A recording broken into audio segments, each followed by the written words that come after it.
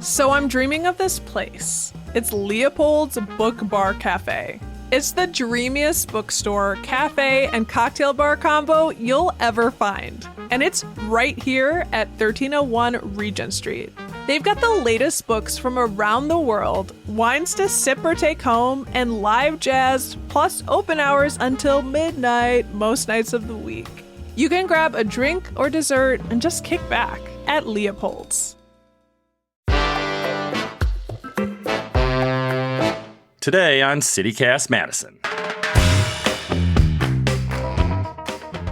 For decades, the only place for Madison residents in need of shelter to go were crowded, makeshift spaces in church basements. Soon, a new permanent men's shelter will be constructed to provide temporary refuge as well as access to services to find a place to call home.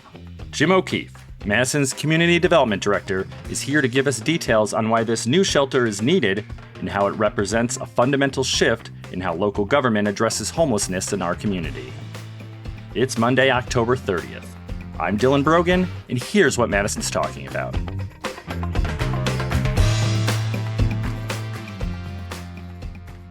Jim, thank you for joining me today. Thank you. Happy to be here. So the city and the county are in the process of building a permanent men's shelter near the DMV on Madison's east side. Can you tell me what this facility will look like and why it's needed? Yeah, so this facility will become the first purpose-built shelter for men who experience homelessness in Madison and Dane County. That phrase, purpose-built, is an important one. We have, for decades, operated shelter facilities in this community out of places that were built with other uses in mind, operated out of the basements of churches in downtown Madison. In the case of family shelters, they've operated out of abandoned schools. So you have to try to make those spaces work as best you can, but they tend not to be as functional as they are if you build them with the express purpose in mind to provide that service. So we're in the process of designing this facility. It'll be a two-story building, one floor dedicated entirely to sleeping quarters and bathrooms and showers. Another, the first floor, a little bit more flexible in its use. It'll be a 42,000 square foot facility. And as you said, it's located just off North Stoughton Road on the city's east side. Sure. And just to catch people up. So during the COVID-19 pandemic, the city converted the Fleet Services building on First Street to a temporary shelter. That's where the new public market's going. That was moved to Zaire Road while this new permanent facility is being built. So the mayor has said before that Madison was warehousing people who needed shelter in downtown church basements. You mentioned that. What the mayor's point was that the city and county have really fundamentally changed its approach. Can you explain, what is that fundamental change that the mayor's talking about? I would take you back even a little bit further. For 30 years, for men in our community who experienced homelessness, the only shelter that was available to them was in those church basements, primarily Grace Episcopal Church on the Capitol Square. It was a cramped, small space. It was not very functional, but the operator, Porchlight, local nonprofit group, made it work. The limitations of that space required a lot of policies to be adopted regarding the use of it. For example, men were allowed to use the shelter not more than 90 days in a year. Men who showed up at intake under the influence, whether alcohol or other substances, were turned away. Those were necessary because it was such a confined, tight space. There was no space for any kind of support services. And so it was literally an overnight shelter. The pandemic really forced the issue. A lot of us working in this space knew that the church basements were inadequate, but health and safety concerns that were part of COVID-19 forced the closure of those facilities and thrust the city in the role of having to find alternative spaces. So the spaces are better. They're much larger. They're much cleaner. They're much more functional, and they're serving a lot more people. But I think the missing piece and what we really hope to be able to do at the new facility and I think this gets to what the mayor is talking about, is to provide not just overnight shelter services, but help to connect the users of that facility to the kinds of support services that they need to return to housing. Because this is never intended to be permanent housing. It never was. Shelter is not housing. And there's kind of a running debate about this, that the more comfortable and accommodating one makes a facility like this, perhaps the more difficult it is to convince people to work to get into housing. But we don't think anybody wants to live in a shelter facility. So this is going to provide both. It's going to provide that safety net for somebody that doesn't have housing, that needs emergency shelter, and then it's going to hopefully provide an opportunity to connect them with what they need to overcome whatever it is that caused their housing instability. The individuals that are utilizing the temporary shelter now, how long are they staying? What does that look like in terms of them moving out of this emergency crisis situation? So there's no question that the Madison Dane County housing market is a difficult one. The supply is tight, and people who have situations in their background, perhaps bad credit history or history of previous evictions. Some people may have had involvement with the criminal justice system. There are any number of barriers that make this a challenging market for anybody. So I say that, Dylan, I don't want to minimize the challenge in finding stable housing. What we're seeing since the pandemic is a lengthening of homelessness. And I think it's probably the result of a number of different factors. One of them may well be the removal of that 90-day limit that caused men oftentimes to opt in times of milder weather to forego shelter and sleep on the streets or in parks to preserve their nights for when the weather wasn't so comfortable. I think the tightening housing market is also posing added challenges when property managers and landlords have, lots of people vying for an apartment, whether intentional or not. I think they choose the most attractive, what they believe to be the most attractive tenants in terms of ability to adhere to lease obligations and so forth. So we are seeing a lengthening.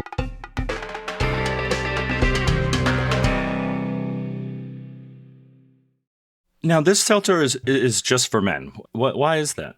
It's been the history in this city that there were separate facilities set up to accommodate single men. The Salvation Army has long run a shelter facility that served families with children and single women. We are still considering the possibility of being able to support couples. That's a part of the homeless population that we haven't had an answer to in Madison. As you might imagine, there are challenges that come with mixing genders. There might be instances of domestic conflict or abuse, and it's been an elusive goal in Madison to find a way to accommodate couples. We've not quite given up on that yet at this facility, but some additional hurdles and challenges to navigating that. Yes, and you can also see why a couple, wouldn't want to be split up too. Exactly, and that's their choice. Either they can split up, or they can forego shelter, and those aren't good choices. We recognize that. So just to talk about this new shelter, when I was reading about it, it's being designed a little differently than these temporary shelters. I guess I know the most about the Fleet Services one. It's kind of just a big room with beds in it. Is that kind of what it's going to be like at this new facility? It is not. It is not going to be like that. We have taken in our design process, we have gone to great lengths to try to get input from persons who have used shelter facilities either currently or in the past, and persons who have chosen not to use shelter facilities for any number of reasons. We've also consulted with shelter operators around the country. We have worked with an organization out of Denver called Shopworks Architecture. It's a firm that specializes in trauma-informed design. So we wanted to hear from people who will use this facility, what was important to them, and what were some of the things that discouraged them from using shelter. Safety was an overriding issue. And so there's a lot of attention being paid to how the facility is laid out and how it can be monitored. But an important concept was this idea of large congregate space and the noise and the chaos that accompanies it when there are so many, in this case, perhaps as many as 200, 250 people all in one space. So we're moving away from that concept and developing in this design 6 different what we call sleeping pods that are smaller, a little bit calmer, a little bit more manageable, we think. That's one. We are providing dedicated spaces in this facility to serve people who might need to be separated from the general population because of health concerns. They might have contagious health issues. They might have behavioral issues that would prompt us to want to keep them, at least temporarily, from the general population. We're providing ample space for shelter intake indoors, to reduce the need for queuing up, making people stand outside in inclement weather. We're paying a lot of attention to maximizing natural light, trying to make it a less institutional feel. Yeah.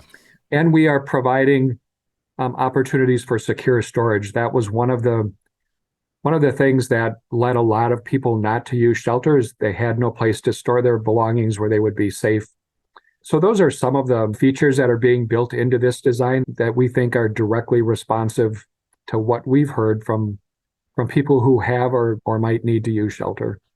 And just in terms of the investment that the city and the county and private donors too, but I think it's fair to just say the entire community, right, is investing in this facility. How has that changed just in terms of the resources being provided? Have we changed that in terms of just allocating what is needed to truly help people?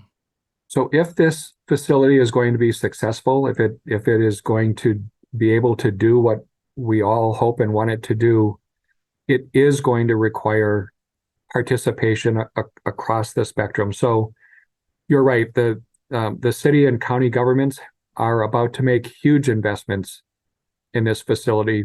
We've committed, with a little bit of help from the federal government, now over $24 million to build this facility. Frankly, that's the easy part, in my opinion. The more difficult, the more challenging aspect of this is how to operate it, how to pay to operate it.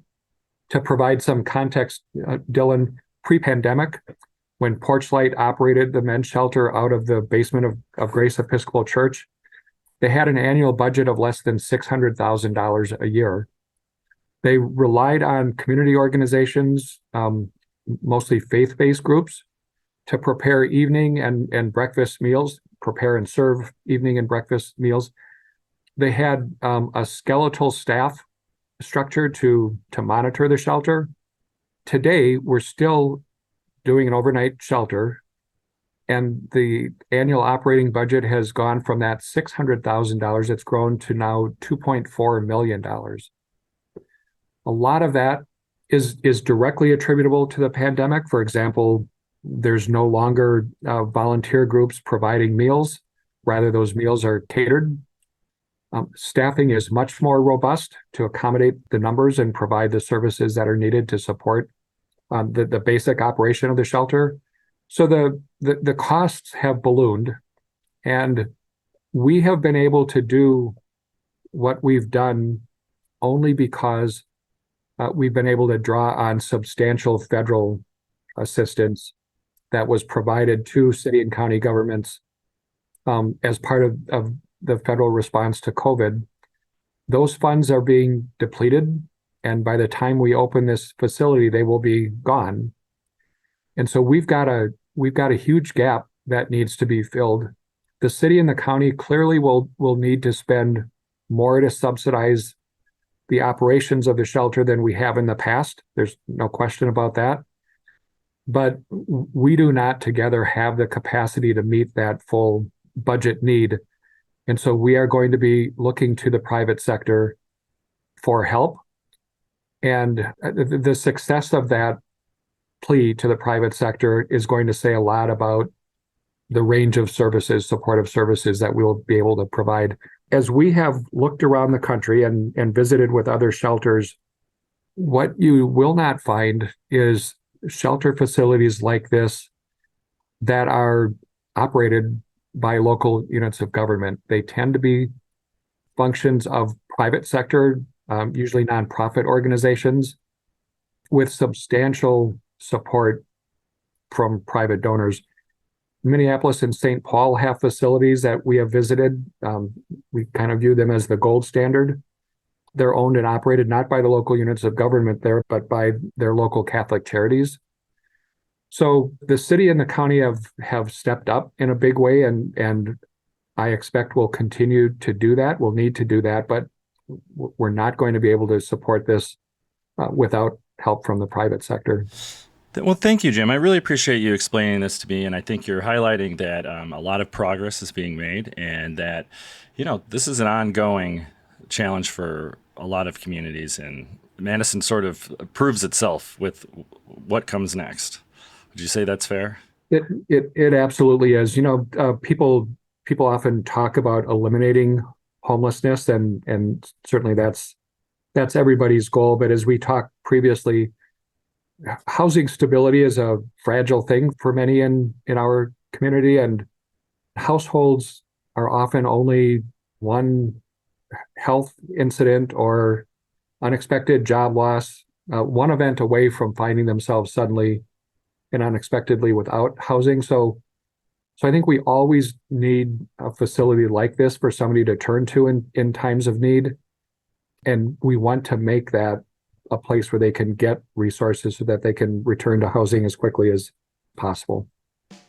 Jim O'Keefe, thank you so much for giving us our time today and updating us on this important project that's ongoing. Appreciate your time. Thank you, Dylan. That was Madison's Community Development Director, Jim O'Keefe.